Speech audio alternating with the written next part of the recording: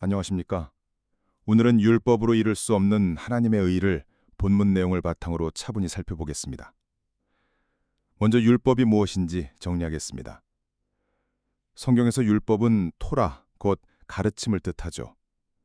좁게는 창세기, 출애굽기, 레위기, 민수기, 신명기를 가리키지만 넓게는 타나크, 곧 율법서와 선지서와 성문서를 포함한 구약 전체를 말하기도 합니다. 또 더 좁은 의미로는 토라 안의 계명을 가리키죠. 전통적으로 계명은 613개로 요약합니다. 크게 하라와 하지 말라로 나뉘죠. 이 613개를 대표하는 것이 십계명입니다. 왜 그럴까요? 창세기 1장을 보면 하나님께서 일국날에 걸쳐 창조하실 때 하나님이 이루시되가 10번 나오죠. 곧 계명들이 모두 하나님의 말씀임을 상징적으로 보여주는 셈입니다. 그래서 성경에서 10은 하나님의 말씀과 깊이 연결된 숫자이지요. 예를 들면 노아가 아담의 열대손이라는 점도 말씀의 계보를 따라 사는 의인의 모형으로 읽을 수 있습니다. 이제 생명나무와 선과 악을 알게 하는 나무의 상징을 보겠습니다. 예수님은 광야 시험에서 사람이 떡으로만 살 것이 아니요 하나님의 입으로부터 나오는 모든 말씀으로 살 것이라 하셨지요. 신명기 8장 3절 인용입니다. 여기서 우리는 생명나무의 열매는 먹어야 할 말씀, 곧 해야 할 계명, 선악과의 열매는 먹지 말아야 할 말씀, 곧 하지 말아야 할 계명을 상징한다고 볼 수 있죠. 그러나 아담과 하와는 하나님의 말씀을 따르지 않고 뱀의 말을 듣고 스스로 보기에 옳은 대로 행합니다. 의로운 노아도 방주에서 나온 뒤 포도주로 인해 수치가 드러나죠. 아브라함 역시 말씀을 따라 모래 상수리 나무에서 예배했지만 기근이 오자 애굽으로 내려가며 거짓을 행합니다. 또 자손에 대한 약속이 분명했음에도 하가를 통해 자기 보기에 옳은 대로 행하지요. 이 모습은 이스라엘의 모습 그리고 우리의 모습이기도 합니다. 출애굽 후 광야에서도 이스라엘은 계속 말씀을 거역합니다. 나중에는 레위 지파의 고핫 자손들이 심지어 모세마저도 하나님의 말씀을 거스리지요. 여기서 주의할 점이 있습니다. 율법 자체가 잘못된 것이 아닙니다. 문제는 아무도 율법을 온전히 지킬 능력이 없다는 데 있죠. 신명기 29장 4절에서 모세는 우리에게 말씀을 깨달을 마음도 볼 눈도 들을 귀도 없다고 선언합니다. 그래서 하나님께서 아브라함과 2번 언약을 맺으십니다. 창세기 15장과 17장입니다. 먼저 창세기 15장. 하나님이 하늘의 별처럼 자손을 주겠다고 약속하실 때 아브라함은 처음엔 의심합니다. 그러나 하나님은 노하기를 더디하시는 성품으로 인내하시며 약속과 징조로 설득하십니다.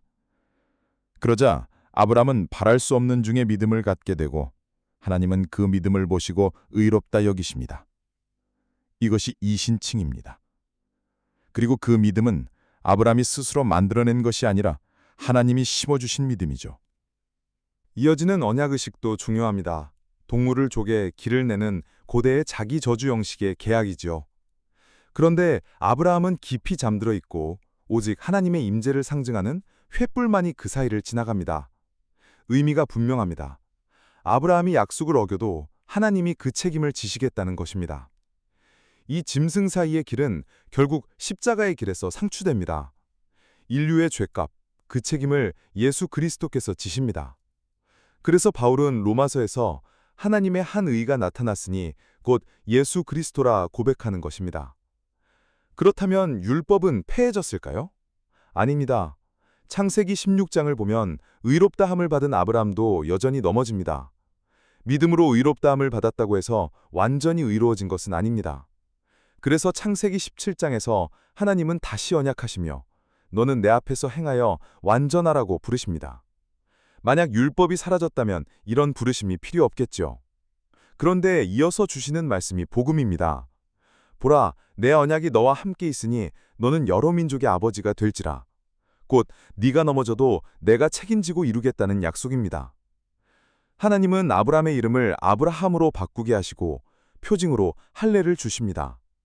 이는 옛사람을 벗고 새사람을 입는 상징이며 죄를 잘라내는 표징입니다. 신약의 세례와도 연결되죠. 그리고 이 세 사람 아브라함의 믿음이 극적으로 드러난 사건이 창세기 22장 모리아입니다. 모리아와 모레는 모두 보다에서 온 말로 말씀을 보고 따르는 믿음의 회복을 보여줍니다. 바랄 수 없는 중에 바라는 믿음이 완성을 나아가는 장면입니다. 이렇게 믿음의 여정을 묵상하며 바울은 말합니다. 우리를 하나님의 의에 이르게 하는 것은 율법이 아니라 하나님이 심어주신 믿음이다. 이것이 율법 폐지를 뜻하는가요? 아닙니다. 예수 그리스도를 믿는 믿음이 우리를 율법 순종으로 이끌어갑니다. 다시 말해 율법은 구원의 사다리가 아니라 그리스도 안의 믿음이 우리를 의에 이르게 하고 그 믿음이 순종을 낳는다는 것입니다. 정리하겠습니다. 율법은 거룩합니다. 그러나 율법으로는 하나님의 의에 이를 수 없습니다. 하나님이 주신 믿음이 우리를 의롭게 하시고 그 믿음이 우리를 말씀 순종으로 이끄십니다.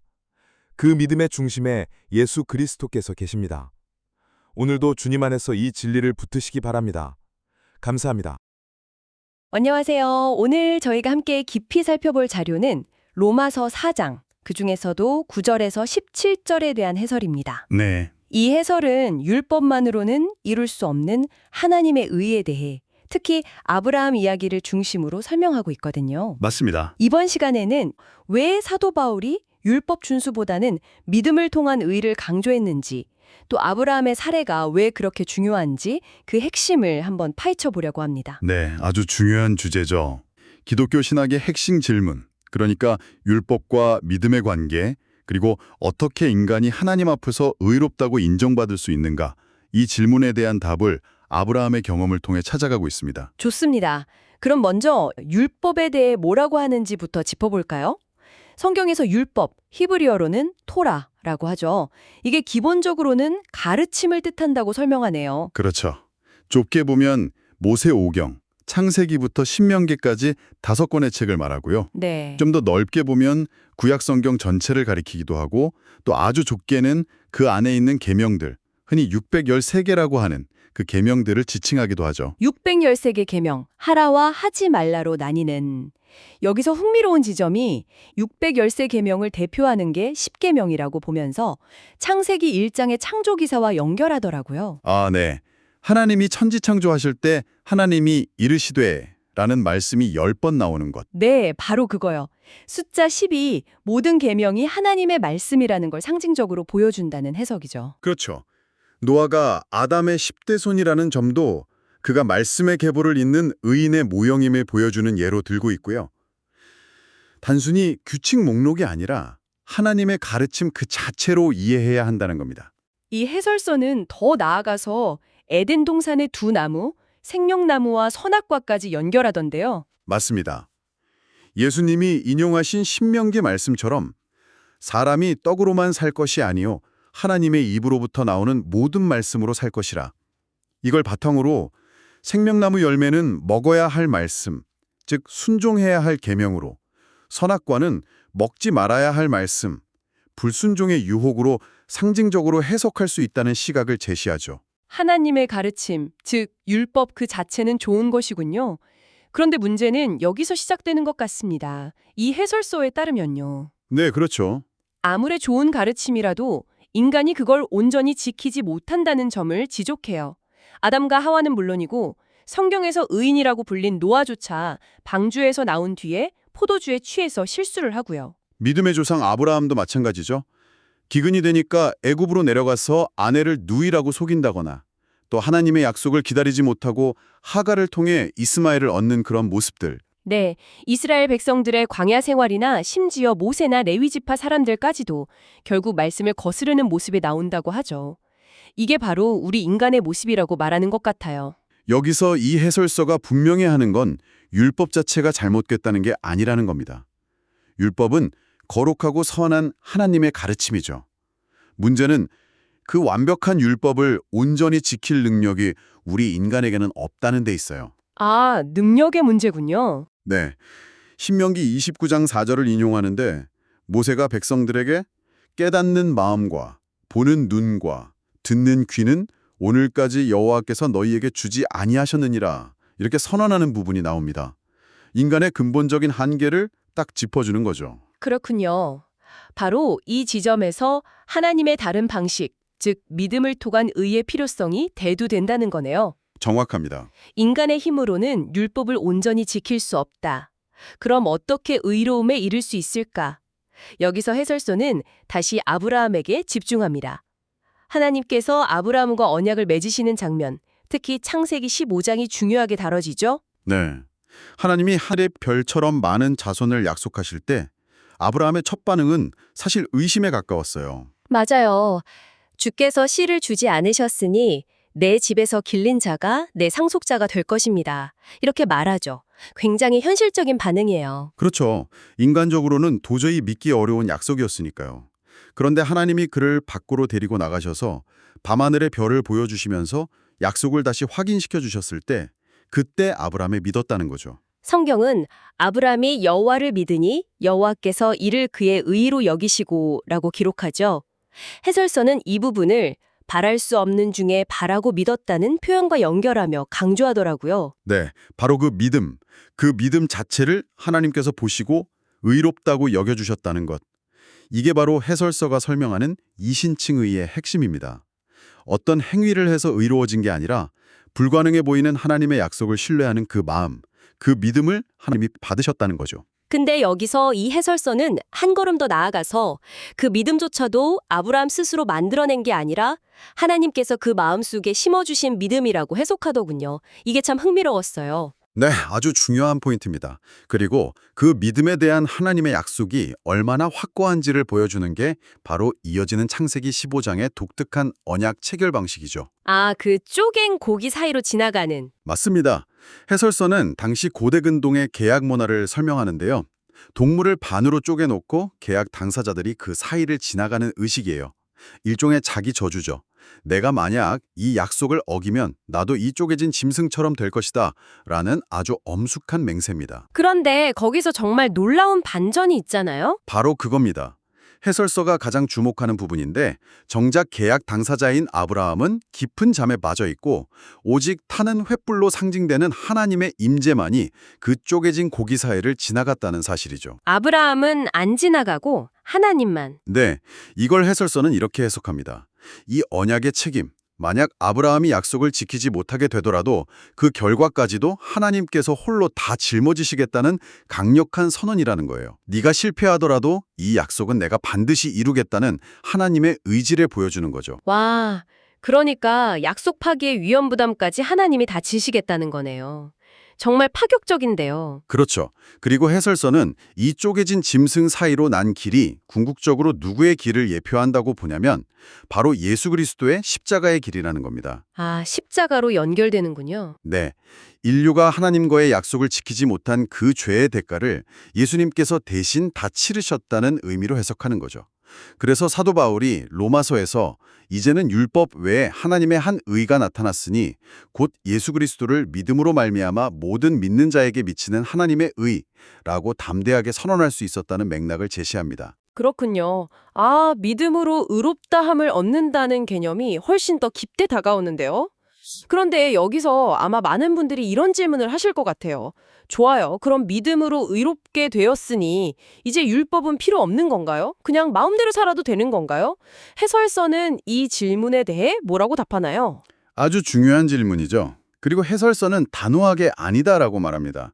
그 근거로 바로 창세기 16장을 들어요. 아, 하갈 이야기군요. 네, 창세기 15장에서 분명히 믿음으로 의롭다는 인정을 받았는데 바로 다음 장인 16장에서 아브라함은 아내 사레의 말을 듣고 여종 하갈을 통해 아들 이스마엘을 얻잖아요. 인간적인 조급함과 불신앙의 모습이 여전히 나타나는 거죠. 의롭다함을 받았는데도 바로 넘어지는군요. 그렇죠. 해설서는 이 사건을 통해 믿음으로 의롭다함을 받는 것이 곧바로 완전 무결한 상태가 되는 걸 의미하지 않는다는 점을 보여줍니다. 우리는 여전히 연약하고 넘어질 수 있다는 거죠. 믿음으로 의롭다함을 받았지만 여전히 불완전하다. 그럼 정말 율법의 역할은 끝난 걸까요? 그래서 창세기 17장을 보면 하나님이 다시 아브라함에게 나타나셔서 언약을 갱신하시면서 이렇게 요구하십니다. 너는 내 앞에서 행하여 완전하라. 완전하라. 네, 해설서는 바로 이 구절을 지적해요. 만약 믿음 때문에 율법, 즉 하나님의 거룩한 기준과 요구 자체가 완전히 폐기되었다면 하나님께서 굳이 아브라함에게 이런 완전함을 요구하실 필요가 없었을 거라는 거죠. 즉, 믿음이 율법을 대체하거나 폐기하는 게 아니라는 겁니다. 그럼 믿음의 시대에 율법은 도대체 어떤 의미를 갖는 걸까요? 폐기된 게 아니라면요. 해설서는 이어서 주어지는 하나님의 약속에서 그 답의 실마리를 찾습니다. 하나님은 보라, 내 언약이 너와 함께 있으니 너는 여러 민족의 아버지가 될 것이다 라고 약속하세요. 이 약속은 아브라함이 완전해서 주어지는 게 아니죠. 오히려 그의 불완전함에도 불구하고 하나님께서 주도적으로 이루시겠다는 은혜의 약속입니다. 아, 내가 부족해도 내가 이루겠다는 약속이군요. 그렇죠. 네가 넘어질지라도 나의 약속은 너를 통해 반드시 성취될 것이다 라는 메시지인 셈이죠. 그리고 그의 이름을 아브라함에서 아브라함, 즉 여러 민족의 아버지로 바꿔주시고 그 언약의 표징으로 할례를 명하십니다. 할례, 이게 또 중요한 상징이 될 것 같은데요. 율법과 믿음의 관계에서 어떤 의미가 있을까요? 해설서는 할례를 단순히 몸에 새기는 표식으로만 보지 않습니다. 영적인 의미를 강조하는데요. 옛사람의 죄된 본성을 잘라내고 새 사람을 입는 것을 상징한다고 해석해요. 신약의 세례와 비슷한 맥락으로 보는 거죠. 아, 세례와 연결해서요? 네, 둘 다 하나님의 언약 백성이 되었다는 외적인 증표이면서 동시에 내적인 변화와 새로운 정체성을 나타내는 상징이라는 겁니다. 결국 해설서의 논지는 이거예요. 믿음이 율법을 없애는 게 아니라 오히려 그 믿음으로 말미암아 주어진 새로운 신분 안에서 율법의 본래 정신, 즉 하나님의 뜻을 따라 살아가도록 이끄는 동력이 된다는 거죠. 아, 그러니까 순서가 중요하네요. 믿음이 먼저 주어지고 그 믿음이 우리를 하나님의 뜻에 순종하는 삶으로 이끌어간다. 단순히 율법 조항을 지키려고 애쓰는 것과는 좀 다른 차원이군요. 정확합니다. 그리고 이 해설서는 아브라함의 믿음이 구체적인 순종으로 어떻게 이어지는지를 보여주는 결정적인 사건으로 창세기 22장, 바로 모리아산 사건을 제시합니다. 이삭을 바치는 정말 클라이맥스죠. 네. 여기서 흥미로운 언어적 연결고리를 지적하는데요. 아브라함이 이전에 제단을 쌓았던 곳이 모래 상수리 나물 지역이었고 이번에 아들을 바치라는 명령을 받은 곳은 모리아산인데 이 모래와 모리아가 둘 다 히브리어로 보다라는 같은 어근에서 파생되었다는 점이에요. 보다요. 어떤 의미가 있을까요? 해설서는 이것을 아브라함이 이제 하나님의 말씀을 제대로 보고 그 뜻에 순종하는 그런 믿음의 성숙과 회복을 상징적으로 보여준다고 해석합니다. 창세기 15장에서 보여주었던 바랄 수 없는 중에 바라는 믿음이 이제는 가장 소중한 아들마저도 하나님의 말씀에 따라 내어놓는 구체적인 순종의 행동으로 나타나면서 그 믿음이 삶으로 증명되는 순간이라는 거죠. 와, 그 믿음이 결국 순종이라는 열매로. 그렇죠. 이것이 바로 믿음이 낳는 순종의 열매라는 설명입니다. 율법 조항을 지켜서 의로워지려는 시도와는 전혀 다른 그림이죠. 네, 그래서 이 해설서가 로마서 4장의 바울 논증을 통해 궁극적으로 말하고자 하는 바는 이건 것 같아요. 우리를 하나님 앞에서 의롭게 하는 것은 율법 조항을 지키려는 우리의 어떤 필사적인 노력이 아니라 전적으로 하나님께서 선물로 주시는 믿음이다. 맞습니다. 하지만 중요한 건 그 믿음이 결코 율법을 무시하거나 폐기하는 게 아니라는 거죠.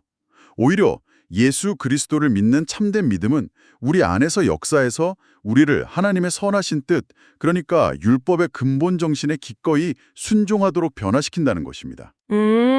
마치 율법이 우리가 기어 올라가야 할 사다리가 아니라 믿음이라는 뿌리에서 자연스럽게 맺히는 순종이라는 열매와 같다고 할 수 있을까요? 네, 아주 적절한 비유입니다. 해설서는 믿음이 우선이고 순종은 그 믿음의 필연적인 결과임을 강조합니다. 그리스도 안에서 얻는 의로움이 먼저이고 그 의로움이 우리 삶을 하나님의 기쁨이 되는 방향으로 이끌어간다는 논리죠. 자, 오늘 이 해설서를 통한 깊은 탐구를 좀 정리해 볼 시간인 것 같습니다. 이 자료가 우리에게 전하는 핵심 메시지는 분명해 보이네요. 율법 자체는 선하고 중요하지만 우리 인간의 노력만으로는 결코 하나님의 의의 기준에 도달할 수 없다. 그렇죠. 우리를 의롭게 하는 것은 전적으로 하나님께서 주시는 선물, 바로 예수 그리스도를 향한 믿음이라는 점. 네. 그리고 이 해설서가 또 계속 강조하는 중요한 점은 그 믿음이 단순히 머리로 동의하거나 마음속 상태에만 머무는 게 아니라는 겁니다. 아, 행동으로 이어진다는 거군요. 그렇습니다. 참된 믿음은 우리의 삶 전체를 변화시키는 힘을 가지고 있고 결국 우리를 하나님의 말씀에 순종하는 여정으로 이끌어간다는 사실입니다. 믿음은 우리의 가치관과 삶의 방향 자체를 하나님의 뜻에 맞추어 새롭게 정렬시키는 강력한 엔진과도 같다고 할 수 있겠죠. 오늘 탐구를 마무리하면서 한번 이런 질문을 던져보고 싶습니다.